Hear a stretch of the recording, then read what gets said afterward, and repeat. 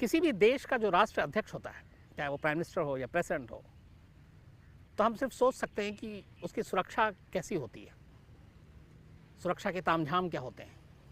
आमतौर पर उसके करीब पहुंचना, आसपास मंडराना बड़ा मुश्किल काम होता है, क्योंकि तमाम सिक्योरिटी की कई लेयर, मतलब कुल मिला के एक पुख्ता इंतज़ाम होता है कि परिंदा भी पर ना मार सके। लेकिन एक देश का राष्ट्र अध्यक्ष, एक देश का प्राइम मिनिस्टर, एक देश का प्रधानमंत्री गायब हो जाता है और करीब 53 ईयर्स हो चुके हैं अभी, 53 साल, उस प्राइम मिनिस्टर का कोई सुराग नहीं मिला, उसकी लाश कभी नहीं मिली। ये मान लिया गया कि मौत हो गई है, लेकिन लाश कभी बरामद नहीं हुई।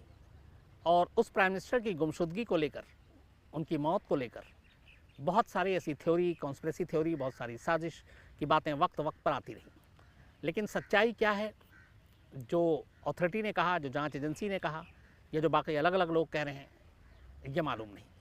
लेकिन हकीकत यह है कि एक देश का प्रधानमंत्री, एक देश का प्राइम मिनिस्टर करीब 53 साल पहले गायब हुआ और उसके बाद उसका कोई सुराग नहीं मिला। कहानी ऑस्ट्रेलिया की है, कहानी ऑस्ट्रेलिया के 17वें प्राइम मिनिस्टर की है, 17th prime minister of Australia. Australia खूबसूरत जगह, पीसफुल जगह, तो अगर ऑस्ट्रेलिया से ऐसी खबरें आएँ तो थोड़ी सी अजीब लगती है। लेकिन 1967 में ऐसा हुआ कि ऑस्ट्रेलिया के एक प्राइम मिनिस्टर गायब हो गए। और इत्तेफाक की बात है कि उससे पहले ये तीसरे प्राइम मिनिस्टर थे। 2 और ऐसे प्राइम मिनिस्टर हैं ऑस्ट्रेलिया के जिनकी प्राइम मिनिस्टर रहते हुए मौत हो गई थी।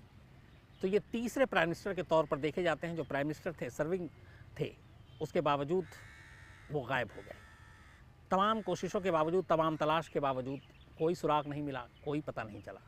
और यूं ही मान लिया गया कि वो अब इस दुनिया में नहीं है। बल्कि मान नहीं लिया गया, कुछ वक्त के बाद बाकायदा उनकी कंडोलेंस मीटिंग भी हुई, भावभीनी श्रद्धांजलि दी गई।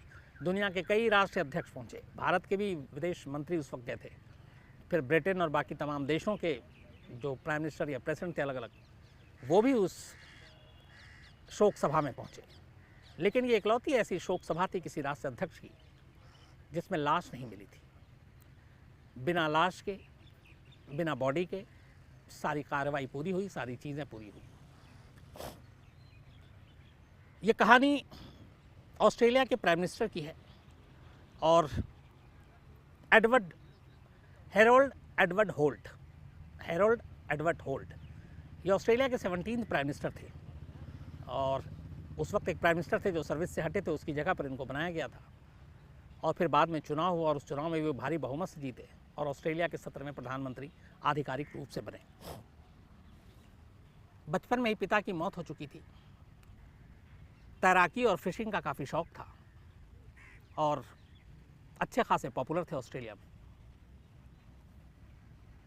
प्राइम मिनिस्टर बनने के बाद इनका न्यू साउथ वेल्स में इनका जन्म हुआ था। ऑस्ट्रेलिया में बहुत सारी ऐसी जगहें हैं जहाँ पे, चूँकि ऑस्ट्रेलिया को क्रिकेट के लिए बड़ा जाना जाता है, और मैं खुद अगर वर्ल्ड में कहीं क्रिकेट हो तो एक लॉर्ड्स को अगर छोड़ दूँ तो ऑस्ट्रेलिया के जो सारे स्टेडियम और सारी जो पब्लिक होती है, जो ऑडियंस मैच देखने आती है, वो ऑस्ट्रेलिया के किसी भी ग्राउंड पे देखने का मज़ा ही अलग है। चाहे वो सिडनी हो, मेलबर्न हो, न्यू साउथ वेल्स का हो, पर्थ हो, एडिलेड हो। और मुझे सिडनी में एक मैच देखने का मौका मिला। ग्रीन कलर बेहद खूबसूरत, और वहाँ जाकर आप स्टेडियम में जब मैच देखते हैं तो उसका रोमांच और मज़ा ही अलग होता है। तो इसलिए ऑस्ट्रेलिया के जब ग्राउंड से ऑस्ट्रेलिया के शहर के नाम आते हैं तो क्रिकेट अपने आप जहन में आ जाता है। तो न्यू साउथ वेल्स, इनकी जो डोमेस्टिक टीम ऑस्ट्रेलिया की बहुत मजबूत है और न्यू साउथ वेल्स की टीम भी बहुत अच्छी है। तो न्यू साउथ वेल्स में ये इनका जन्म हुआ था। बात दिसंबर 1967 की है। क्रिसमस का जश्न बस शुरू होने जा रहा था, पार्लियामेंट का सेशन चल रहा था, आखिरी कैबिनेट की मीटिंग होती है और उसके बाद ये बात है 15 दिसंबर की। 16 दिसंबर को वो पार्लियामेंट अटेंड करते हैं, कुछ ज़रूरी कार्रवाई पूरी करते हैं, फिर वो वहाँ से अपने घर के लिए निकलते हैं। पड़ोस के साथ उस रात एक इनकी डिनर एंड ड्रिंक पार्टी होती है। वाइफ की इनको पहुंचना था, सब कुछ कूल था। इसके बाद आती है तारीख 17 दिसंबर 1967, संडे का दिन था। दोपहर को एक नेबर के यहाँ लंच था। उससे पहले खुद प्राइम मिनिस्टर मॉर्निंग में जाते हैं ग्रॉसरी स्टोर, वहाँ से कुछ ज़रूरी सामान ख़रीदते हैं, फिर एक न्यूज़पेपर लेते हैं और उसके बाद घर आते हैं। घर आने के बाद अपने स्टाफ के साथ, चूँकि फिर इन्हें जाना था एक लंच पे, तो गाड़ी से वो निकलते हैं और निकलने के बाद कहते हैं कि जो चूँकि इस इलाके में जन्म हुआ था, यहाँ पे वो रहे थे, पले बड़े थे, आसपास के इलाके से वाकिफ़ थे, तो बराबर में समंदर था, वहाँ वो पहले भी बहुत बार स्विमिंग कर चुके थे। स्टाफ के साथ जब वो गाड़ी से गुजर रहे होते हैं तो अचानक गाड़ी रुकवाते हैं और कहते हैं कि क्यों ना थोड़ा स्विम कर लिया जाए, और स्विमिंग करने के बाद चलते हैं, थोड़ा वर्कआउट भी हो जाएगा। ये कहने के बाद हॉल्ट उतरते हैं और सीधे स्विमिंग के लिए समंदर में कूद पड़ते हैं। दोपहर लगभग 12:15 से 12:30 का वक्त था। उस दिन समंदर में शोर ज़्यादा था, लहरें तेज़ थी, लेकिन ऐसी लहरों में पहले भी कई बार वो स्विमिंग कर चुके थे। तैराकी शुरू होती है, उनके स्टाफ बाकी सब किनारे पे देख रहे होते हैं। और 67 तक में एक चीज़ और थी कि प्राइम मिनिस्टर या इस तरह के जो बहुत सेलिब्रिटी होते थे, तो उनकी खासतौर पे सुरक्षा और बाकी चीज़ों को लेके, क्योंकि टेररिज्म और ऐसी थ्रेट नहीं थी। अगर थोड़ा आप तस्वीर ध्यान दें तो ये सब 90s के दौर में ज़्यादा चीज़ें शुरू हुई। 67 में किसी दुनिया में टेरर को लेके या उस तरह के कोई थ्रेट्स नहीं थे, ना ऐसे बड़े और खूंखार टेररिस्ट ऑर्गेनाइजेशन हुआ करते थे। तो ये भी शायद एक वजह थी। तो उनके अपने जो 1-2 सुरक्षा के स्टाफ साथ में थे और बाकी लोग वो उनके पास मौजूद थे। और जिस जगह पे ये स्विमिंग कर रहे थे वो शेवियट बीच के नाम से मशहूर था, ये विक्टोरिया में था। तो विक्टोरिया के शेवियट बीच पे वो स्विमिंग करते हैं, स्टाफ किनारे खड़े होकर देख रहे होते हैं। थोड़ी देर तक वो दिखाई देते हैं, उसके बाद अचानक पानी की लहरों में वो गुम हो जाते हैं।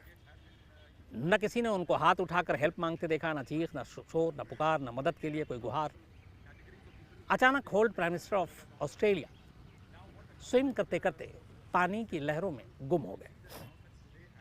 कुछ मिनट तक तो लोगों ने सोचा कि वो भी स्विम के अच्छे तैराक थे, अभी पानी के ऊपर आएंगे, लेकिन एक डर भी था, लहरें तेज़ हैं, पता नहीं क्या हो। लेकिन जब कुछ मिनट बीता और होल्ड का कोई अता पता नहीं चला, वो पानी के ऊपर नहीं आए, तो अचानक एक पैनिक सा हुआ। स्टाफ चीखे चिल्लाए, भागे। पास में ही एक ऑस्ट्रेलियन आर्मी का ट्रेनिंग सेंटर था।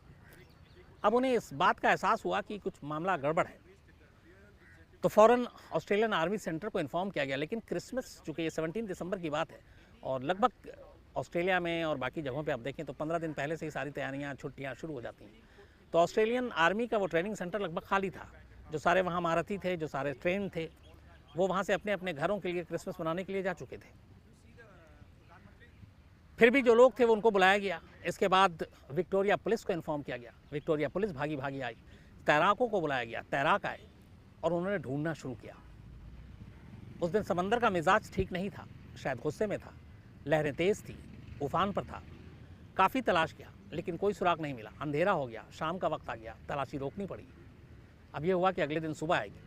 रात को इसके बाद ऑस्ट्रेलियाई रेडियो ने पहली बार ये खबर ब्रेक की और हॉल्ट की वाइफ के ज़रिए कहा गया कि उनके हस्बैंड जो हैं वो स्विमिंग कर रहे थे और वो गायब हो गए। खबर ऑस्ट्रेलिया के साथ पूरी दुनिया में पहुंचती है। एक देश के प्राइम मिनिस्टर का इस तरह गायब होना चौंकाता है। सभी तरफ से लोगों की हमदर्दियाँ आती हैं और इसके बाद अगले दिन से अब ऑस्ट्रेलिया के इतिहास की सबसे बड़ी खोजबीन शुरू होती है। जो अलग अलग फोर्सेस के महान बड़े बड़े तैराक थे, उनको, जो एक्सपर्ट्स थे, उनको सभी लोगों को इस विक्टोरिया के शेविट बीच पर भेजा जाता है और आसपास के पूरे इलाकों को खंगालने की कोशिश की जाती है। हेलीकॉप्टर के ज़रिए भी नज़र रखी जाती है। चारों तरफ समंदर को पूरी तरह से गहराई तक में टटोला और खंगाला जाता है, लेकिन कोई सुराग नहीं मिलता। 18 दिसंबर भी यूं ही बीत जाता है। इसके बाद तीसरा दिन शुरू होता है 19 दिसंबर। फिर सुबह 5 बजे से तलाश शुरू होती है। जैसे ही रोशनी आती है, बड़े पैमाने पर सैकड़ों तैराक समंदर की गहराइयों को नाप रहे होते हैं कि शायद वो कहीं मिल जाए। किनारे पर जाकर दूसरी जगह पत्थरों और उसमें दरारों में भी ढूंढा जाता कि कहीं वो फंस ना गए हों। लेकिन 3 दिन हो गया तो उम्मीदें अब यही थी कि अगर वो पानी से कुछ बाहर आएगा तो सिर्फ और सिर्फ ऑस्ट्रेलिया के प्राइम मिनिस्टर की लाश बाहर आएगी। जिंदा बचने की उम्मीद कम है। तीसरे दिन की भी जद्दोजहद खत्म होती है लेकिन कामयाबी हाथ नहीं आती, प्राइम मिनिस्टर नहीं मिलते। 19 दिसंबर का भी यही हाल होता है, पूरे ढूंढा जाता है, कोई सुराग नहीं मिलता। 20 दिसंबर को भी तलाश जारी रहती है, कोई सुराग नहीं मिलता। 21 दिसंबर को फिर तलाश की जाती है, पूरे ज़ोर शोर से तलाश की जाती है, नहीं मिलता है। 21 दिसंबर की रात को तलाशी ख़त्म होती है। 22 दिसंबर को ऑस्ट्रेलियाई जो उस वक्त केयरटेकर सरकार थी, चूँकि 5 दिन से प्राइम मिनिस्टर गायब थे, बिना मुखिया के सरकार चल नहीं सकती, तो जो भी इंतज़ाम किए गए थे केयरटेकर सरकार ने आखिरकार 22 दिसंबर 22 दिसंबर 1967 यानी कि हॉल्ट के गायब होने के 5वें दिन ऑफिशियली ये ऐलान किया कि हॉल्ट नहीं मिले हैं, यानी उनकी मौत हो चुकी है। 5 दिन के बाद ऑफिशियली ऑस्ट्रेलियाई सरकार उनकी मौत का ऐलान कर देती है, जबकि लाश नहीं मिली थी। इसके बाद कंडोलेंस मीटिंग रखी जाती है। इस कंडोलेंस मीटिंग के लिए दुनिया भर के अलग अलग देशों के राष्ट्राध्यक्ष, चाहे वो ब्रिटेन हो, न्यूजीलैंड हो, इंडिया हो, और भी जो देश हैं सारे, वो सब पहुंचते हैं ऑस्ट्रेलिया और उस कंडोलेंस मीटिंग में शामिल होते हैं। लेकिन बिना लाश के ये कंडोलेंस मीटिंग थी और इसके बाद तलाशी का काम भी रोक दिया जाता है, क्योंकि 5 दिन की जद्दोजहद के बाद भी कुछ मिला नहीं था।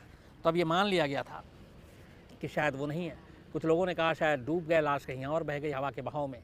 कुछ का कहना था कि वहाँ पे शार्क मछलियाँ भी आगे हैं, तो हो सकता है लाश आगे गई हो, शार्क मछली ने लाश खा ली हो, तो इसलिए अब मिलने की गुंजाइश कम है। और इन्हीं सारी चीज़ों को सामने रखते हुए ऑस्ट्रेलियाई सरकार ने इस सर्च ऑपरेशन को, जो कि ऑस्ट्रेलिया के इतिहास का सबसे बड़ा सर्च ऑपरेशन था, उसे रोक दिया और ऑस्ट्रेलियाई प्राइम मिनिस्टर हॉल्ट के मौत का एक तरह से ऐलान कर दिया।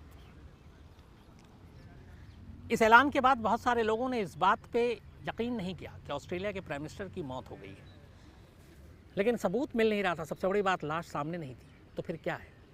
इसके बाद एक से एक कहानियाँ और थ्योरियाँ सामने आनी शुरू हुई, जो आने वाले कई सालों तक आती रही।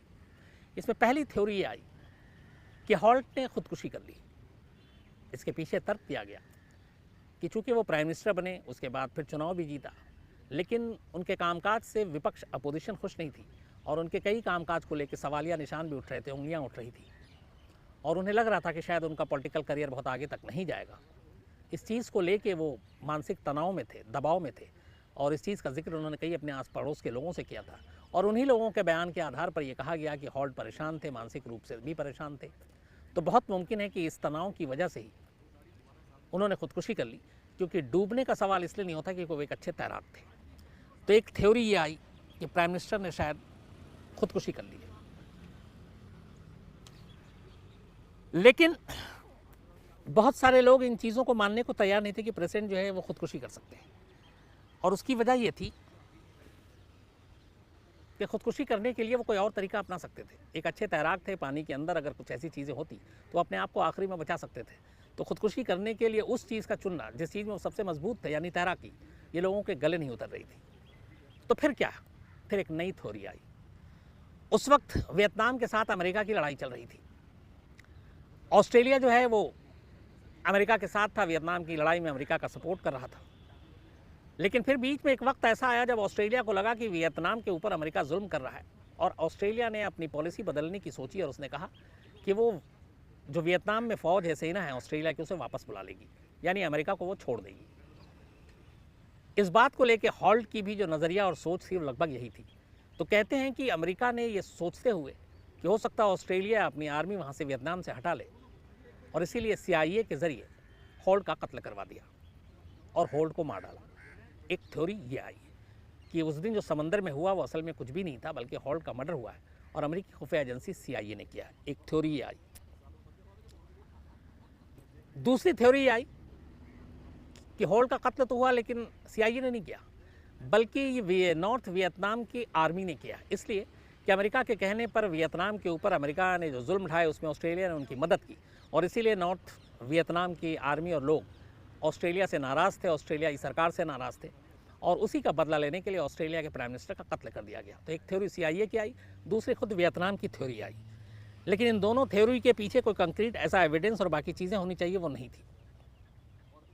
एक थ्योरी ये भी आई, एक उस वक्त उनकी गर्लफ्रेंड को लेकर भी एक चर्चा थी और ये कहा गया कि उस गर्लफ्रेंड से अलगाव और अलग होने की वजह से भी वो दुखी थे, तनाव में थे और शायद ये मौत उसी लवर की वजह से थी।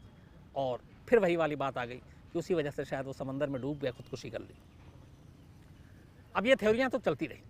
सबसे सनसनीखेज थ्योरी उनकी मौत के करीब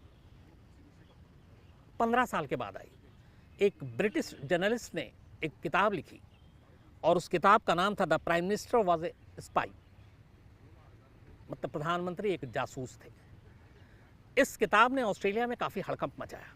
इस किताब के ज़रिए ये कहा गया कि अमेरिकी प्राइम मिनिस्टर हॉल्ट दरअसल चीन के लिए जासूसी करते थे और थ्रू आउट उन्होंने अपने करियर में चीन के लिए जासूसी की। बाद में उन्हें उस मोड़ पर आकर जब वो ऑस्ट्रेलिया के प्राइम मिनिस्टर बने और उन्हें लगा कि कभी ये लीक हो सकती है और फिर उनकी पूरी इमेज और सारी चीज़ें ऑस्ट्रेलियाई जनता और पूरे देश की नज़र में बड़ी ख़राब होगी, तो इसके लिए इस राज को राज रखने के लिए एक साजिश रची गई। कहा यह गया कि उस दिन जो समंदर में तैरने की बात थी, स्विम करने की बात थी विक्टोरिया के उस बीच पर, इसकी साजिश वहीं से उसी के साथ जुड़ी हुई थी। प्राइम मिनिस्टर उस बीच के ऊपर गए, चूँकि उस बीच के बारे में वो अच्छे से वाकिफ़ थे, उसके पूरे आसपास के समुद्री इलाके से वाकिफ़ थे, और कहा यह गया कि उसी समंदर में एक चाइनीज़ सबमरीन इंतज़ार कर रही थी।